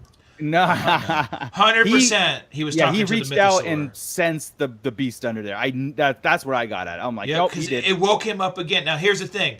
I don't know if we talked about this last week on show or off show, but I really got a vibe now that the mythosaur is, I don't know if sentient's the right word, because they kind of always are, right? But, I mean, like, old, ancient, and wise, like Bendu Right. style. Like, Bendu style, perfect. yeah. Like, I this like is not that. just some animal that's going to attack. This thing is Yeah, it's not a wise. rancor. It's not a rancor that Yeah. you just tame it and stuff. Yeah. Uh-huh. And that right there kind of made me double down, right? Yeah. Like, feel that that's probably the truth, and maybe even force sensitive. Here's the That'd thing. be I like awesome. that. Yeah. I like that. I just like that. You know, like Me too. better than just a beast. You know what I mean? Like this is something that represents more than just, like I said, a powerful, Star Wars beast. It means a lot Yeah. more. And maybe it's almost like that. To be able to tame it is basically to be able to communicate with it. It's not necessarily like a taming word, right? Right. Power over power kind of deal. It's almost like the Griffins A and partnership. Harry Potter. Oh, yeah, Harry yeah, Potter, Partnership. a partnership, correct? I think that The would hippogriff. be hippogriff. Thank you. We're not Um, bringing wizards into the story. Stop it. We did that on day one. Let's dude. keep it real. Just keep it grounded. Yeah. No, Send it. Always Harry going Potter, off into your little Harry fantasy worlds Potter here. stole from Star Wars. Oh, There. almost everything. I'm the one who said it. So there, fight me. Actually, Harry Potter stole from the movie Troll. And you're saying it wrong. Look still, it up. too. It's Look it up. Harry right, Potter, Joey? like that. I've never seen no hard R's on a Harry Potter. Potter movie, but I've seen Troll, and I remember I was like, "What the heck?" They said his name was Yeah. Harry Potter. Yeah. Look it up. Connection. Anyway, and then we move on to our next ending for the show. Oh man, there's all your Mandalorians, right? Like Yeah. you don't So realize cool. how many there were. So dope. Yeah, this is awesome. The lighting So of the good. forge, and Yeah. zero problem with it being bow. It was fitting, right? Armor and bow. I don't. This is cool, man. It almost would have felt out of place having Din up there. This was dangerous. I wanted a thing to go across the screen. Children, please don't do this. She stuck her hand in there, and that thing lit on fire. Whoosh! Yeah, I no, was this, like, this is a very meaningful scene because it's the unification of the bad bloods, right? Like the Yeah. houses coming together and a united Mandalore, like what Axe was saying. And rising Mandalore. Yeah, it's Oh rising. my Absolutely. god! This whole ending to Mandalore is so good. Not only did we get so much, I don't know why I got chills when he was shouting for Yes. Mandalore. Oh, Yeah. His and voice everybody was- together. Look at no for being helmets, a with traitor, helmets. he's like, he's really into this role. So And- Yeah, that's what I'm and saying. Go ahead, Ernie. we saw, so much we can say to back up the whole lore of Mandalorians now, and to see Yeah. them all together. But not only that garden scene where she was Yeah, like, "You yeah. guys live here." yeah. So there's again, it's a whole. Let's say, a whole. What was that movie? Wall-E. That life can grow again, and Yeah. Right. it is there and it is possible, and there's so much to come now. Of these are the new Mandalorians. Yeah. I do want this story, and I want to wait to see of what's going to happen, because this, like Joe said, it gives you chills and Mhm. so much to this now. Hey, that was amazing. I Go knew back, I go had back, a go back, picture go of back. that. Go back Cool. real I fast. knew I though. had a picture. Cool. All right, hang on a second. Jesus. That's so good. I want you to see There the you new go. family. Who's going to be found? He's going to adopt him. Oh. That's it. Axe takes Ragnar because he's dadless now. And he's like, kid, just take off your helmet. No, my other daddy said no. Wouldn't that be awesome? Is one follows the way and one doesn't, but he's his family. You're not my dad. Yeah, you're not my real dad. We're getting comics in a spin-off show, dude. Action Ragnar. Absolutely, it's the two that had conflict, and this is the way to bring it back full circle. Again, it's poetic. They battled together. They were warriors together. His son was lost. He'll take care of him. Yep. So, in all honesty, it would be really cool because then they can teach each other both the ways. And this is where you get where she said about Bo walking both sides, right? So this could be it as far as Pa's taught him everything, and so like that, when Axe says take off your helmet, he can give him the whole meaning behind it. No, because of this, and I think the lines are going to blur. Absolutely. Correct. Oh, it'll just be that's the way. That is the way. That's going to be awesome. So sorry. There you go. Now you're seeing back to the pretty flowers on Mandalore. Sorry. That there's still life. Okay. That there's it's a chance for them to build. They have all those Mandos there. They relit the forge. They did it together. Right. The armor and bow, and this shows that it's going to flourish again, and we can do this now with change. There is no more Darksaber. Exactly. Yeah. There is no more Darksaber. It's literally that. This is for Mandalore now. Don't matter what house you're from, what's going on. We're going to do it now. Yep, they're always on the edge of extinction, he said, and we always come back. Yes, and there they go. So I do hope a little time jump shows Mandalore, at least with another, the city kind of flourishing a little more. If they can build back Navarro as often as they can, as often as they do, they can build back Mandalore. Yeah, I do Especially believe that Bombardier Navarro is totally always getting wrecked. Yeah, right. When we revisit Mandalore again, you're gonna see a civilization. Like you're gonna see the dome. Not maybe the Plazier 15 people know how to do that, right? So if they use some droids and get some help and do some things, I mean, why not? Here we go again. I mean, it's not going to show that on the show. We're not going to see that on the show. But that's just we'll see how it got there, so we kind of know next time you see Mandalore, it'll be different. Well, you need that when Din and Carson show up for a visit because they need something else, and Bo and the armor are the ones there. Costco and a Starbucks there. Exactly. Droids out there doing everything right. How did you guys flourish? Well, because Plazier 15 owed me a favor. Yeah. And that's all. It'll come back full circle, dude. They'll however many seasons all this stuff goes, you'll see that planet again. Yeah. And as cool as this whole scene is about Din basically, reaching out to the New Republic and specifically Carson to do the continuation, Grogu still steals the show. It's like he just hops on, starts eating, points at, I mean, I don't know. I just can't get any more perfect than that. Right?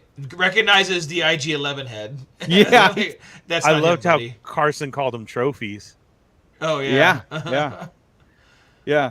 He said all he wants is an advance on payment and that head for parts. Right? It was.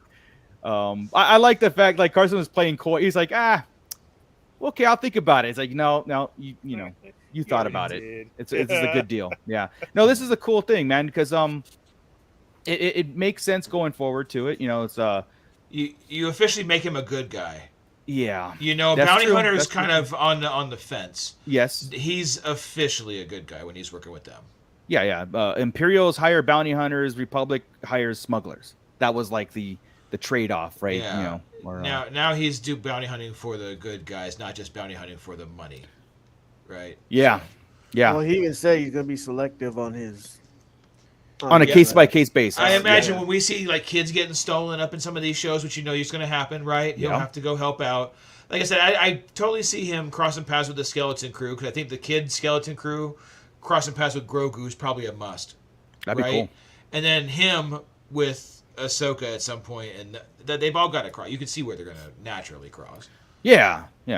If the shows don't do it, we'll do it, right? Yeah. No, then we'll do it and be upset at the end and be like, but you know what? I was completely satisfied, so it's okay. It totally went like this whole different movie. But yeah, and then it was the whole ending was like Mandalore, boom. Republic, it was the Lord of the Rings. Exactly. Just a short version of the. It was a long story and a boom. Here's the end. Yeah. And everything's tied up for you. Coming back to Navarro, I thought it was cool because we started here, we ended here. Yeah, I agree, man. Yeah, and then IG-11 as the new marshal, perfect. And like I say, even the second time when I was watching this, I'm just like, wow, that's cool. That's and you see they're rebuilding again. Yeah, the scaffolding. Yeah, there we go. Star Wars scaffolding. Yeah. But the magistrate Karga, he's like, I give you this little cottage. I love how they call it a cottage. That's a Star Wars cottage. There's a cottage out in the area. My man Grief is always trying to give shit away for free. Yeah, right? This is at least the third or fourth time that he's been like, hey, look, I'll give you some free this. Hey, guys, I'll give you a plot of land. Hey, I'm going to give you a house. He's always giving shit away. Yeah. And look at, I want really this house. This is to own. I'm ready to 3D print this thing. All I need is the files. Let's do this. Yes, you know what's happening. I've already seen the Praetorian Guard helmets out there. Like I've already seen it. Yeah. And so this is being worked on, dude. But this was just again, this was a series finale shot. Just picking back, and he's got the force with the frog, and then how it zooms in on that little circle and stays on Grogu for like that little wink and nod to us. Yeah, like that's all, folks. That's all, folks. What's awesome is Din is still very high on the Creed. Because he's sitting there just chilling, full outfit, just him and Grogu living the life on their own, and still with his helmet on. Yeah, exactly. And where's our full Beskar? He's not even putting his Bahama shorts on. The dude is in full gear. Gotta be so sweaty in that. You got to be ready to go at a moment's notice. You got to know, man. You're a dad now. I mean, you can put your Crocs on, your khaki prison shorts, rules, man. Always have. He's already wearing Crocs. Yeah, they missed another one of R5 there. But then we needed old girl to walk out from season 2, from that one planet where she asked them to stay. That would have been the ending to every 80s video game. You know how like when you finish the video game in the 80s, how it always chilling somewhere. She would have came out with a tray. And then we get the pixelization in the circle. Yeah, that would have been it for me. I'd been like, Din. Yeah, I do think the R5 miss is pretty rough, because I think I just would have just tied them all together. Like he's a pet. You gotta have a droid, not a pet even. You gotta have a droid in Star Wars. Of course. You need to watch it, Chris. Droid rights. Droid rights. Okay? I felt rude saying that. That was horrible. Come on. And Gordon saying Mando needs. What did she say? Yes. Droids are people, or what did she say? Droids are sentient. You talking about what she said? I can't remember. L3? Yeah. Oh, L3. I watched it yesterday. Oh, did you? Okay. I mean, R5 probably he's probably inside though. Yeah. He's there. He's cooking. See how you are? He's plugged in. He's in the kitchen making a sandwich. That's how they're treating R5. Wow. This is not right. R5 is a hero. So you know what? Sitting outside too. Why he doesn't get R5 o'clock? Because it's on the stove. Go make me dinner, R5. And you know he's gonna happily do it because he's Thanks, buddy. But so that was again.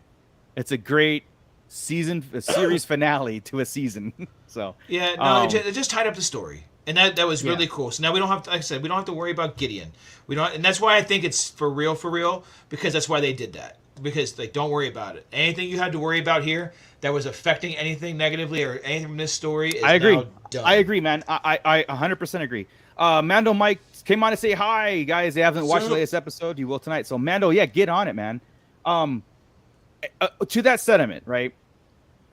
And here's my comment outside the Star Wars block, in the real world Star Wars, like how the writers and how those things come together.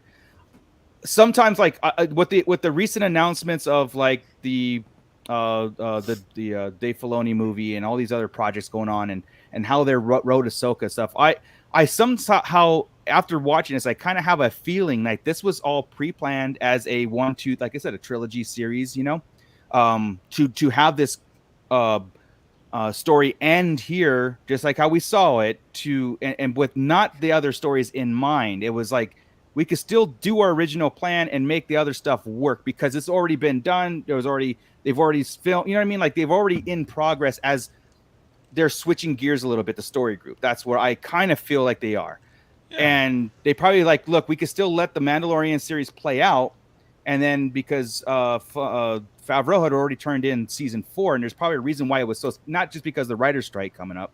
It was like he was like, okay, I got a way what we just wrote, but to rewrite it back into the circulation. Yeah, and because how they started. This wasn't all planned in the beginning. Right? Yeah, it's added some stuff, so they had to make some tweaks this season. That's what I'm thinking. And then for sure. Yeah, that's where I'm at in my, like I said, where it's like, okay, when Favreau's writing, he's like, okay, I can get there. I can get to where we need to get to, even what we've already written, because that was like a standalone 1, 2, 3 seasons. Because I kind of remember way back in the day when Mandalorian started first, I heard that they had 3 seasons written, right? Before, and that was it. Like not like that was it explanation point. That was just what they have written. I feel this is where we got to. And now we're at the point, because of COVID and everything kind of got extended, right? It feels like a longer period of what it should have been, which is cool. Like I said, it's exciting. Now I feel like I said, I feel like the story is just beginning, and that's cool too. But utilizing what we know, and man, not burn out at all. So that works. And moving forward, like what I have in my head, I don't have anything as far as Mando season 4, like. Because I want to see where Ahsoka takes us. I want to see where Skeleton Crew takes us, and then how it flows in between. Right? Yeah, that's what we're gonna have to see. Those shows come first, so we have to see where that goes. And like I said, he's gonna cross paths since he's working with the Republic, right? That's the key. Is they just put him on path to be able to touch all these other shows. And I feel that was added. If he was, I feel so. I agree. Yeah. Because if he was still on Mandalore or still on Navarro, just not going, and they didn't have this adventure type stuff and this New Republic stuff, there'd be no reason for him to cross paths. But now it's going to happen. Now it's going to happen. Yeah, I felt that scene was added. I feel the Navarro scene was added, but I feel the Mandalorian, like them get together, they probably took them out of that scene. You know what I mean? That's what I kind of feel. But anyway, it's still all cool and interesting, and for us. I remember whenever the show was first. Before it even debuted, there was talk about IG-11 and Din, the Mandalorian, being partners and going on adventures together and the whole bit. Yeah. Now we have that ability again. IG-11 is back to being a marshal. Something goes down on Navarro, and you've got the marshal and the Mandalorian together teaming up. I've always wanted a crew. Kidnapped and they're going to go set. Yeah, I've always wanted Din Djarin and a crew. You have Din, Grogu, Quill as the mechanic. You had the muscle, which would be IG-11. You had Cara Dune was also the muscle, but also that Republic tie. You make like a crew that from the silhouette. When they walk into a door, you have the Ghost rebels. Crew, the Ghost Crew, or the original crew, or and that was like kind of cool. But again, episode 1 of the first season just shot it all to hell, and I'm cool with it. Right? So it's but yeah, guys. So. Any thoughts? Any final thoughts that we can touch base on, or anybody in the pit that wants to throw in other things that we've missed or exciting for the future? Let's get it in now before we kind of close this out. Well, B&B says Mando season 4. Din calls Boba to help train Grogu to bounty hunt. I think that Din could teach anybody all they need to know about bounty hunting. I didn't say that he could teach Boba a thing or two. I didn't say that. I will. No. Din is the Boba we should have had. Oh, God. Sorry to tell you, man. That fight today, if that was Boba doing that, I'd have been like, whoa, Boba is the baddest ass bounty hunter. But guess what? It was Din doing that. So yeah. Din is the baddest ass bounty hunter. Yeah, Miss Sunflower. Din will form a crew, and they will be the Rangers of the New Republic. Basically, they kind of set that up where it could work, right? He'll be the Lone Ranger. Yeah, but they'll be all in a crew.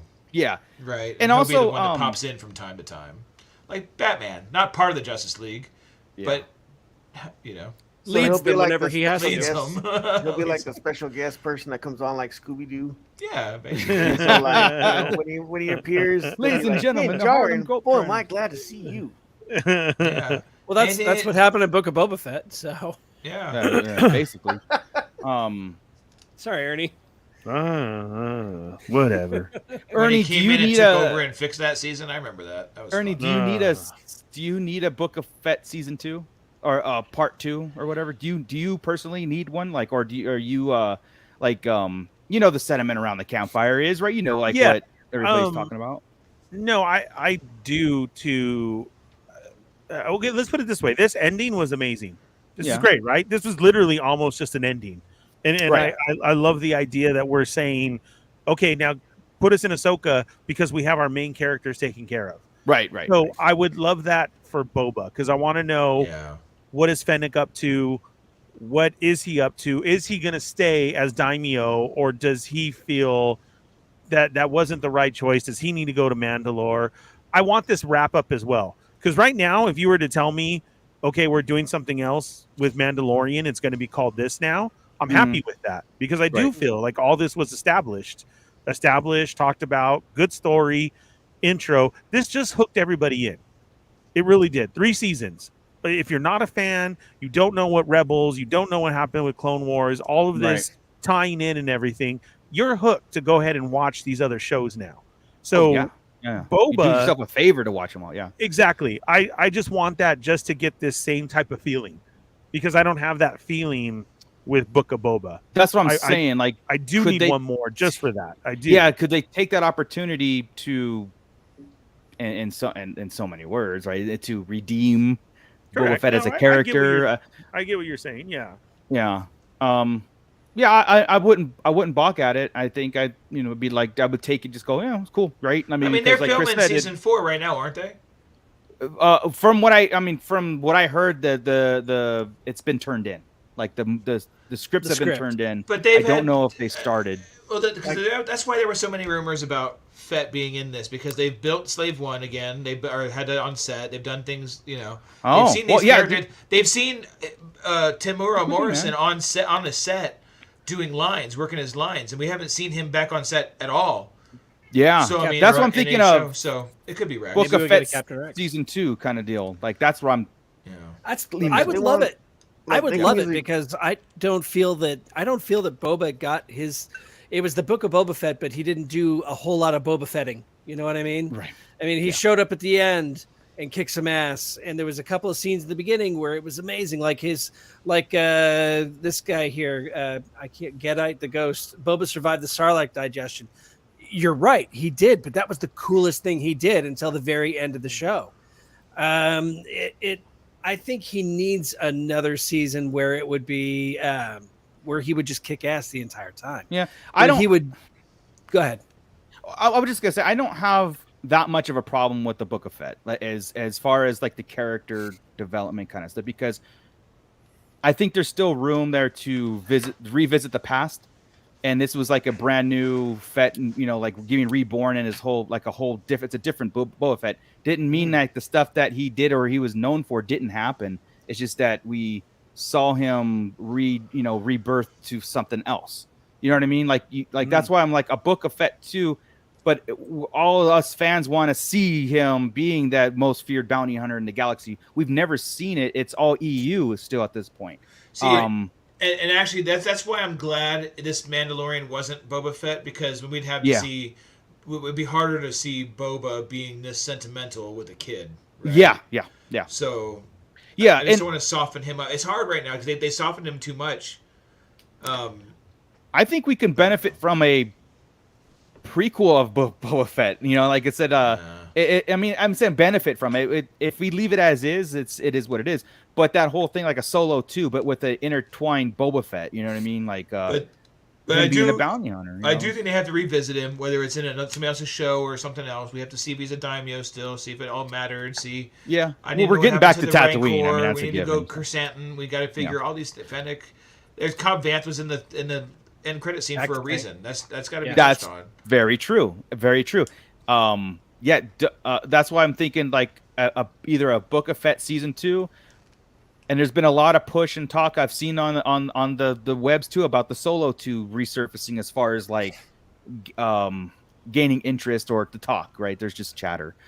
And that would be a great way to revisit Boba Fett in the Solo 2, to see that Boba Fett that Ernie wants to see, that we want to see him being the feared bounty hunter and stuff. So There's something about those old connections, though, that Disney just seems like they don't. Or I'm sorry, I hate to say that Disney. It's that Lucasfilm, the current iteration of Lucasfilm, they don't like those connections. It feels like, you know, the old Boba was tied to Han Solo, and where was Dengar? Because Dengar and Boba, you know, they were teammates at some time. And we got a little bit of that in the Clone Wars, but that was still under the old guard. You know, whenever it was Lucasfilm was Lucasfilm. Right. But the current Lucasfilm, it's like they're ignoring those on purpose. It almost feels like at this point they don't want to touch those old connections. There's no reason why Dengar or Boss couldn't have shown up in the Book of Boba Fett. Right. It has to be a Disney idea.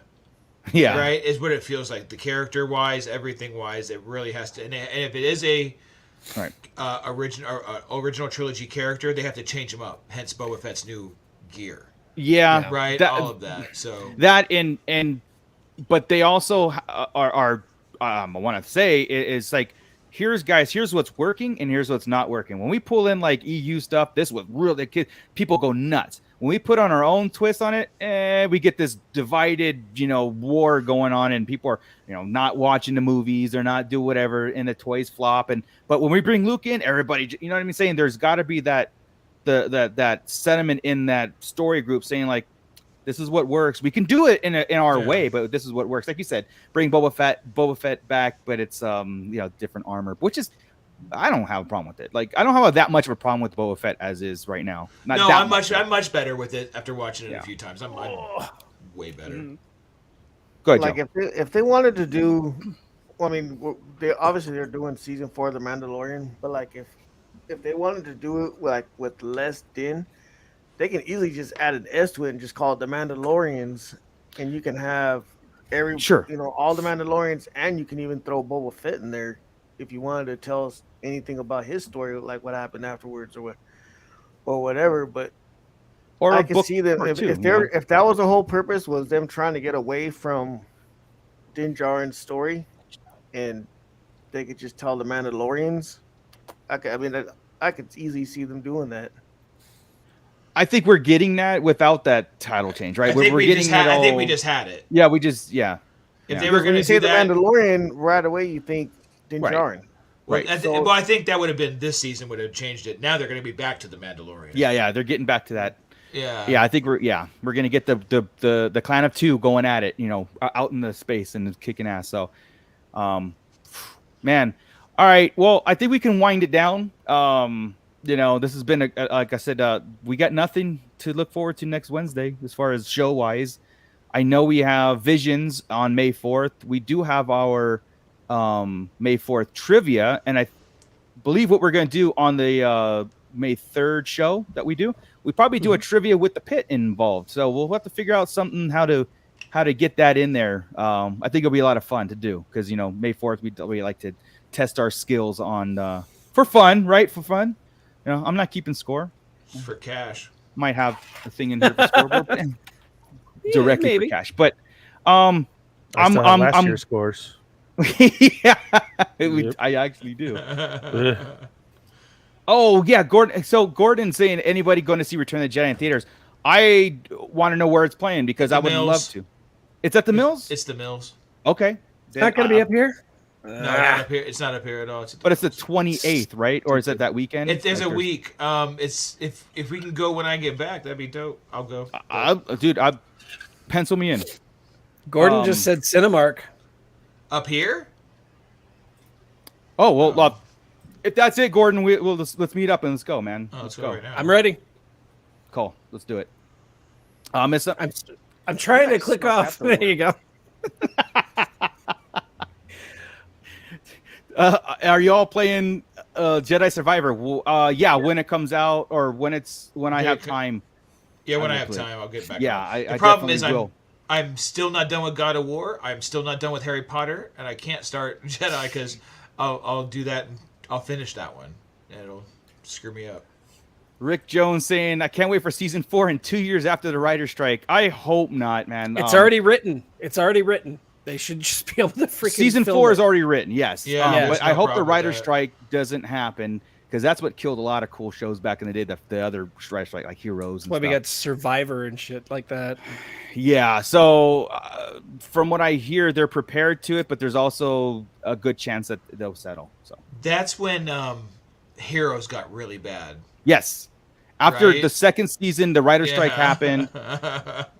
And then I was like, what are we doing? This was a good show. This was an amazing show. Save the cheerleader, save the world. Oh, man, that was great. First 2 seasons, phenomenal. Probably one of the best, most fun I've ever had watching a show. Mm-hmm. And then, I don't know what happened with the circus. Thank you, Gadet. Was it Gadite the Ghost? Gadite the Ghost. Gadite, thank you very much for popping in here, man. Have a good night. Yeah, we're going to kick it out of here. Thank you, everybody that's been sticking around for us. Just hanging out and talking Star Wars, because that's what we do and that's what we love. More to come, of course. So meet us again next Wednesday when we do this all over again at 8 p.m. live. We do have stuff to talk about, so don't think there's going to be nothing to talk about. We might not have a show, but we do have a lot of digesting to do. Gordon was right. Sorry, Cinemark. The 27th is Ontario, the opening night, the premiere night. But the Friday it hits up Cinemark. If everybody's around Friday, let's go. Let's do it. We'll put it in the Sarlacc chat. And I'm working that night. Well, we'll have to be that night. I'm still gone next week. Okay. I'm not on the show either. So Gordon, hit us up, man. We'll go B&B if you want. I know anybody who's local. If you guys want to go, let's all go, man. That'd be fun. That'd be fun to do. Make it a Sarlacc night. Yeah, it goes like for a week, so we have we can pick a day. Also, our May 4th event, if you're local too, to hit us up at the social. We're going to be there, and it's going to be all Return of the Jedi. And yes, there are going to be 4 rounds of 10 questions, all Return of the Jedi. There will be some very, very, very difficult questions headed that way. But it's Return of the Jedi. You know this. Softball. You know this. You got this. No problem. All benefiting the United Way as we do every single year. This will be our fifth annual.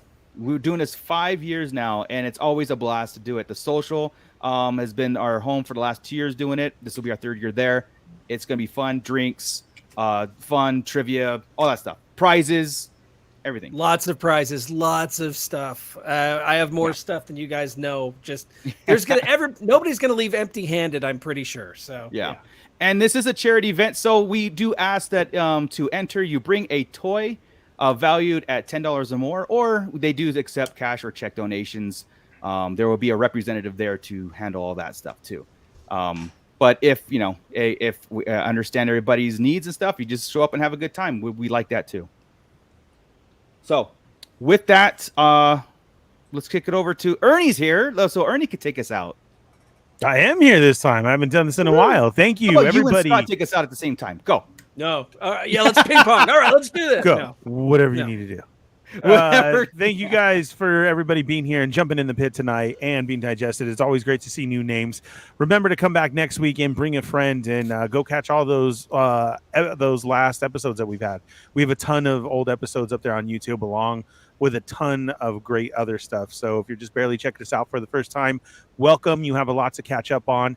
Go do that, please.